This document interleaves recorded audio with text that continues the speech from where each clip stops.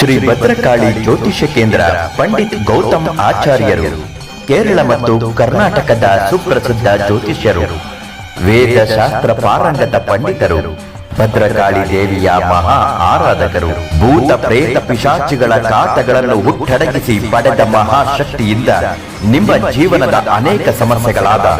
ಮನೆಯಲ್ಲಿ ಅಶಾಂತಿ, ಗಂಡ ಹೆಂಡತಿ ಕಲಹ, ಶತ್ರುಕಾಟ, ಮಾಟಮಂತ್ರ, ಸ್ತ್ರೀ ಪುರುಷ ವಶೀಕರಣ,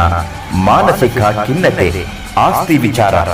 ಇನ್ನು ಯಾವುದೇ ಘೋರ ಗುಪ್ತ ನಿಗೂಢ ಕಠಿಣ ಸಮಸ್ಯೆ ಇದ್ದರೂ